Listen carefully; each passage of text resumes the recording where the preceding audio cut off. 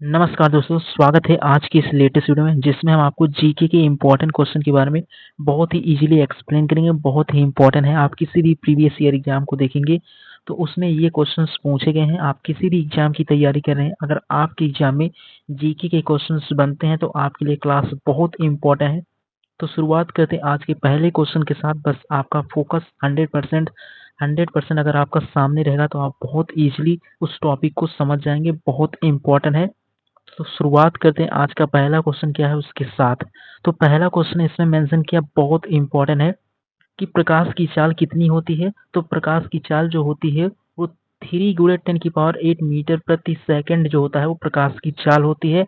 अगर बात करें जो प्रकाश की चाल सबसे अधिकतम कहाँ पर होती है, तो प्रकाश की चाल जो सबसे अधिकतम होती है वो निर्वात में होती है। और कहाँ पर होती है, सबसे अधिक होती है प्रकाश की चाल तो आपका निर्वात में होता है। बहुत इंपॉर्टेंट है। सीधे किसी भी प्रीवियस ईयर एग्जाम में देखेंगे तो क्वेश्चंस मेंशन होंगे। एंड अगले क्वेश्चन पर बढ़ते हैं। तो अगला क्वेश्चन यहाँ पर पूछ रहा है आपसे कि द्रव्यमान और भार में क्या अंतर होता है। तो आपका द्रव्यमान पूछ रहा है, यानी कि जो आपका द्रव्यमान होता है और भार में क्या अंतर होता है। तो ये भी बहुत ही इजी क्वेश्चन है। अगर द्रव्यमान के बारे में बात करें तो द्रव्यमान क्या होता है, किसी चीज का मास होता है। तो द्रव्यमान वस्तु की मात्रा होता है। ये आप उसके बाद द्रव्यमान और भार में क्या अंतर होता है। तो द्रव्यमान क्या होता है, तो द्रव्यमान आपका वस्तु की मात्रा होता है और आपका जो भार होता है वो गुरुत्वाकर्षण के कारण लगने वाला बल जो होता है वही होता है आपका भार। तो ओवरऑल आपका द्रव्यमान और भार ये इस तरीके से डिफाइन होता है। अगर वहीं पर बात करें, ये पॉइंट भी मेंशन है कि जो द्रव्यमान होता है आपका वो क्या होता है, स्थायी होता है, जबकि भार स्थान पर निर्भर करता है। ये पॉइंट आपको क्लियर होने चाहिए थे। बहुत इंपॉर्टेंट है। तो ये पॉइंट आप बहुत इजीली समझ गए होंगे। बहुत इंपॉर्टेंट है। बढ़ते हैं इसके नेक्स्ट क्वेश्चन के बारे में। तो अगला तीसरा क्वेश्चन है, इसमें मेंशन किया है कि न्यूटन की गति का प्रथम नियम को क्या कहते हैं। तो जो न्यूटन सर ने अपना प्रथम नियम दिया था उसका नाम होता है जड़त्व का नियम। ये आपको क्लियर होना चाहिए।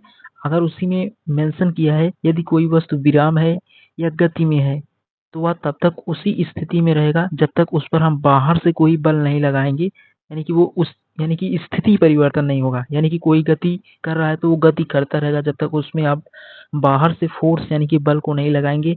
यानी कि अगर कोई वस्तु रुकी है तो वो स्थिर ही रहेगा, यानी कि जब तक आप उसमें बल नहीं लगाएंगे। ये किसका नियम है, तो ये न्यूटन सर के प्रथम नियम में डिफाइन करता है। बहुत इंपॉर्टेंट है।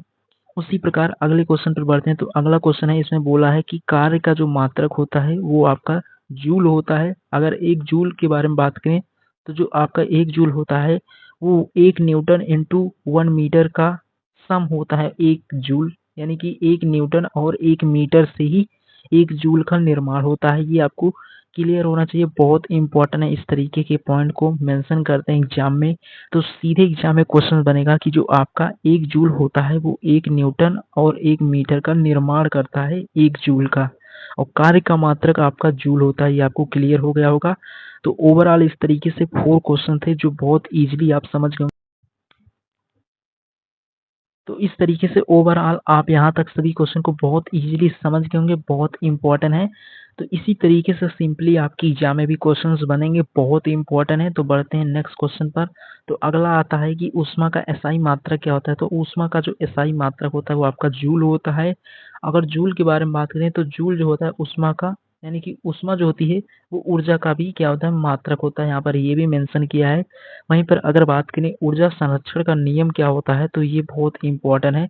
तो ऊर्जा संरक्षण के नियम से हम यह कह सकते हैं कि जो ऊर्जा होती है ऊर्जा को आप ना उत्पन्न किया जा सकता है और ना ही नष्ट किया जा सकता है। यानी कि जो ऊर्जा है उसको आप ना उत्पन्न कर पाएंगे ना ही नष्ट कर पाएंगे। केवल आप ऊर्जा को एक रूप से दूसरे रूप में बदल सकते हैं। ये यहाँ पर मेंशन किया है। और ये ऊर्जा एक रूप से दूसरे रूप में किस तरीके से परिवर्तित होती है ये समझने के पॉइंट ऑफ व्यू से है कि एक रूप से जो दूसरे रूप में परिवर्तित होता है वो किस कारण होता है। तो जैसे आप देखते होंगे जो आपके बांध होते हैं वहां पर जो आपके यानी कि जो बांध होते हैं वो नदी के पानी को रोकने के लिए करते हैं। तो वहां पर स्थितिज ऊर्जा होती है। जब आप उसको खोलेंगे तो वहां पर पानी तो पहले स्थिर था, जैसे ही खोलेगा तो वहां पर पानी बहुत तीव्र गति से चलने लगेगा। तो यानी कि एक रूप से वो दूसरे रूप में परिवर्तित हो गया या बदल गया। यानी कि पहले वो रुका था, एकदम स्थिर था, लेकिन जैसे ही खोले बांध को तो वो अपनी गति से एक रूप से दूसरे रूप में परिवर्तित हो गया, यानी कि पहले वो स्थिर था, बाद में उसमें गति आ गई। तो इसी तरीके से ऊर्जा क्या होता है और ऊर्जा को आप ना ही उत्पन्न कर सकते हैं, ना ही नष्ट कर सकते हैं, केवल एक रूप से दूसरे रूप में आप परिवर्तित करते हैं। और भौतिक एक मौलिक नियम है, यानी कि यह भौतिक का एक मौलिक नियम है। यहाँ पर ये भी पॉइंट को मेंशन किया है। तो उम्मीद करता हूँ आप 6 क्वेश्चन को बहुत इजीली समझ गए होंगे, बहुत इंपॉर्टेंट है। एंड उसके आगे बात करें अगले क्वेश्चन के बारे में, तो अगला है यहाँ पर मेंशन किया है कि विद्युत धारा का मात्रक क्या होता है। तो विद्युत धारा जो होता है उसका मात्रक आपका एम्पियर होता है। अगर 1 एम्पियर के बारे में बात करें तो 1 कूलम्ब प्रति सेकंड होता है। ये आपको क्लियर होना चाहिए। एंड उसी प्रकार 8वें क्वेश्चन पे बात करें तो ये भी आपका प्रीवियस ईयर एग्जाम में आया हुआ क्वेश्चन है, जिसमें बोल रहा है कि दर्पण में बनने वाली छवि वर्चुअल होती है या वास्तविक। तो ये किस तरीके से पता चलता है, तो ये कौन से दर्पण में क्लियर होता है, तो आपका ये समतल दर्पण में इसकी छवि कैसी होती है, वर्चुअल होती है और वह सामने दिखती है लेकिन वास्तविक नहीं होती है। कौन से दर्पण में, तो आपका जो समतल दर्पण होता है उसमें जो छवि होगी वो वर्चुअल होगी और सामने दिखती है लेकिन वास्तविक नहीं होती है। ये पॉइंट भी यहाँ पर मेंशन किया है। तो बहुत इंपॉर्टेंट क्वेश्चन था, ये भी आप बहुत इजीली समझ गए होंगे। एंड उसके आगे बात करते हैं, तो ये 9th क्वेश्चन तो आपका बहुत इंपॉर्टेंट, आप किसी भी प्रीवियस ईयर एग्जाम में देखेंगे, चाहे वो आपका एसएससी का हो, जहाँ भी जीके बनता होगा उस एग्जाम के पॉइंट ऑफ से इंपॉर्टेंट है। तो इसमें मेंशन किया क्या कि जो परावर्तन का नियम होता है वो क्या कहता है। तो आप लाइट वाले चैप्टर में इसको बहुत इजीली पढ़े होंगे, आप इसको 10th क्लास से ही पढ़ते हैं, बहुत इंपॉर्टेंट है। तो इसमें मेंशन किया है परावर्तन का नियम क्या होता है। तो इसमें जो आपतन कोण होता है और परावर्तन कोण एक दूसरे के समान होते हैं और प्रकाश समान माध्यम में ही क्या होता है, परावर्तित होता है। ये भी आपको क्लियर होना था, तो बहुत इंपॉर्टेंट था। अगर बात करें न्यूटन के तीसरे नियम का, तो न्यूटन का जो तीसरा नियम होता है वो हमें क्या बताता है, तो यानी कि प्रत्येक क्रिया के समान विपरीत एक प्रतिक्रिया होती है। इसे ही आप न्यूटन का तीसरा नियम कहते हैं। यानी कि जैसे इसको कैसे हम प्रैक्टिकली देखते हैं, जैसे आप एक बॉल को एक दीवार पर मारते हैं तो वो दीवार से टकराकर फिर आपके पास आ जाता है, तो वो क्या होता है, न्यूटन का तीसरा नियम। यानी कि आपने एक क्रिया किया, वो विपरीत एक प्रतिक्रिया किया, यानी कि बॉल रिटर्न होकर दीवार से तुरंत आपके पास आ जाएगी। ये आपका न्यूटन का तीसरा नियम होता है। और यहाँ पर मेंशन किया है कि जो फोर्स होते हैं हमेशा जोड़े में क्या, यानी कि जो आपका बल होगा हमेशा जोड़े में कार्य करते हैं। ये भी आपको क्लियर होना चाहिए। तो उम्मीद करता हूँ आप 10 क्वेश्चन को बहुत इजीली समझ गए होंगे, बहुत इंपॉर्टेंट है। अगर आपको फिर भी कोई डाउट हो तो कमेंट बॉक्स में पूछ सकते हैं, बहुत इंपॉर्टेंट है। इसी तरीके से आपकी प्रीवियस ईयर एग्जाम में क्वेश्चंस बनते हैं। आप किसी भी एग्जाम को देखेंगे, चाहे वो आपका आरआरबी एएलपी का हो या किसी और एग्जाम जहाँ भी जीके बनता होगा, तो उनकी एग्जाम के पॉइंट ऑफ व्यू से इम्पोर्टेंट है। चाहे वो आपका यूपीपी का एग्जाम हो या आप किसी भी प्रीवियस ईयर एग्जाम को देखेंगे जिसमें जीके बनता होगा, उनकी एग्जाम के पॉइंट ऑफ व्यू से बहुत इंपॉर्टेंट है। बस फोकस आपका हमेशा सामने रहेगा तो आप बहुत इजीली समझ जाएंगे। एंड उसके आगे बात करते हैं, एसआई प्रणाली में दाब का मात्रक क्या होता है। तो जो दाब होता है वहाँ पर एसआई में इसका होता है पास्कल। अगर 1 पास्कल के बारे में बात करें तो 1 पास्कल आपका 1 न्यूटन प्रति मीटर स्क्वायर होता है। ये आपको क्लियर होना चाहिए, बहुत इंपॉर्टेंट है। तो इसी तरीके से क्वेश्चंस बनेंगे, या ध्वनि की गति वाई में कितनी होती है। तो जो ध्वनि की गति होती है वाई में 300, यानी कि जो ध्वनि की गति होगी वाई में वो 343 मीटर प्रति सेकंड होता है, जिसे आप 20 डिग्री सेल्सियस भी कह सकते हैं। ये आपको क्लियर होना चाहिए, बहुत इंपॉर्टेंट है। और गति तापमान पर निर्भर करता है, यानी कि जो आपकी गति होगी वो किस पर निर्भर करता है, वो टेम्परेचर यानी कि तापमान पर भी निर्भर करता है।